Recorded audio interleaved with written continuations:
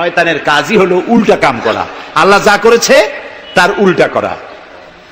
আল্লাহ তাআলা বললেন উসজুদু লিআদামা, আদমরে বানায়া সবাইকে বললেন আদমরে সেজদা দাও। ফাসাজাদু, সবাই সেজদা করলো। সবাই মানে কারা কোনতো? মাশাআল্লাহ।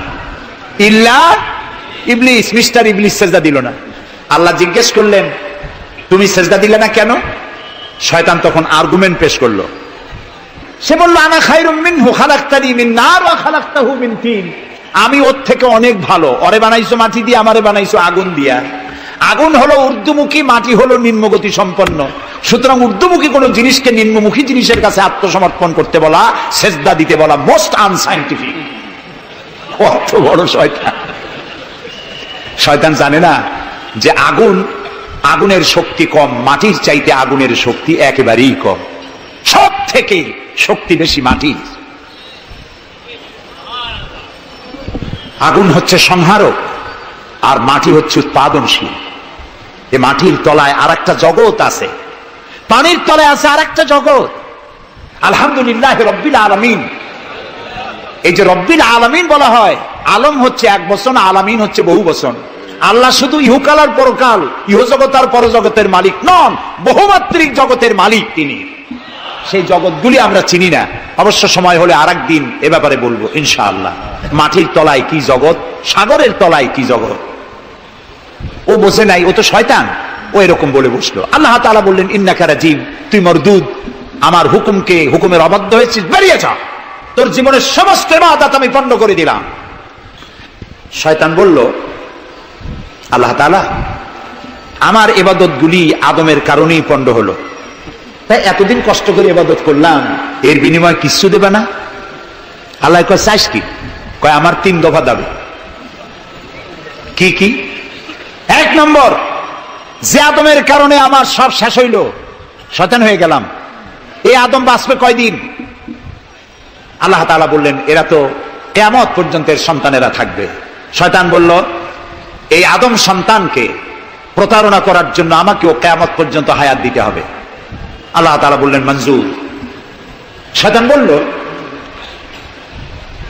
আমাকে আমার 2 নম্বর দাবি, যেহেতু আমি মানুষের প্রতারণা দিব, ভাইতে ভাইতে ঝগড়া লাগাবো, স্বামীতে স্ত্রীতে ঝগড়া লাগাইয়া তালাক দেওয়াবো, ভাইতে ভাইতে খুনাখুনি বাধায় দেব, কিন্তু লোকেরা যদি আমারে দেখতে পায় যে শয়তান এই যে তালাক দেওয়াইয়া এই যে যায়, ছেলে আর বাপে ঝগড়া বাঁধাইয়া ভাইতে ভাইতে খুনাখুনি করাইয়া এই যে শয়তান যায়, তাহলে তো আমার ঠ্যাং আস্ত থাকবে না, আমার তো মেরে ফেলাবে। সুতরাং আমাকে আন্ডারগ্রাউন্ড ওয়ার্ক করতে দিতে হবে, আমি শয়তানি করবো কেউ, কিন্তু আমার কেউ দেখবে না। আল্লাহ কয় মঞ্জুর। শয়তান কয় লাস্টলি এন্ড ফাইনালি 3 নম্বরের দাবি, আমি করব সারা জীবন তোমার বিরোধিতা। আর মজার ব্যাপার, রিজিকের মালিক তুমি, তুমি যদি আমারে আর আমার অনুসারীদেরকে খাবার না দাও তো আমি তো ওয়ার্কার পাবো না, এই জন্য আমারে খাইতে দেওয়া লাগবে, আমার ওয়ার্কারদেরকেও খাইতে দিতে হবে। আল্লাহ বললেন মঞ্জুর। শয়তান বলল হায় আল্লাহ তাআলা, এবার তোমার জাহান্নামের সংখ্যা বাড়াইতে পারো, আমি তোমার সমস্ত বান্দাগুলি সব জাহান্নামকে ভর্তি করে দেবো। এই কোরআন শরীফ আছে। আল্লাহ তাআলা ফেরেশতাদের বললেন, ফেরেশতারা শুনছে শয়তানি কইল কি? আল্লাহ রাব্বুল আলামিন বলেন আমার ফেরেশতারা, আমার আদম সন্তানের, আমার বান্দারা যদি একটি শয়তানের প্রতারণায় পড়ে একটি যদি গুনার কাজ করার নিয়ত করে, কাজটা করে নাই, শুধু নিয়ত করেছে, ইচ্ছা করেছে, আমলনামায় কোনো গুনাহ লিখবে না।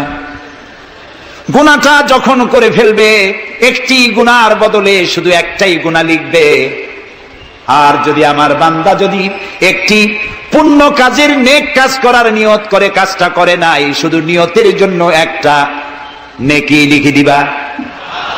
নেকির কাজটি যখন সম্পাদন করবে তখন একের উপরে 10টা গ্রেস মার্ক লাগাইয়া দিবা। সুবহানাল্লাহ। আমি এইভাবে করে আমার বান্দাদেরকে মাফ করে দেব। সুবহানাল্লাহ। শয়তান মানুষকে ওয়াসওয়াসা দেয়, আর আল্লাহ যা বানায় তার উল্টা বানায়। আল্লাহ বানাইলো যাকাত, শয়তান বানাইলো কি কন্তবুদ্ধি করে? সুদে আর যাকাতে পার্থক্য কি? সুদ হচ্ছে গরিবদের কাছ থেকে নাও, ধনীদের দাও, আর যাকাত হচ্ছে ধনীদের কাছ থেকে নাও, সব গরিবদেরকে বন্টন করে দাও। সুবহানাল্লাহ। এর নাম যাকাত। আর এই কাজটি করার দায়িত্ব আল্লাহ দিলেন সরকারকে। সূরা হজ আল্লাহ রাব্বুল আলামিন বলেন, আল্লাযীনা ইম্মাক্কান্নাহুম ফিল আরদ আকামুস সালাত ওয়া আতাউজ যাকাত ওয়া আমারু বিল মা'রুফি ওয়া নাহাউ আনিল মুনকার ওয়ালিল্লাহি আকিবাতুল উমুর।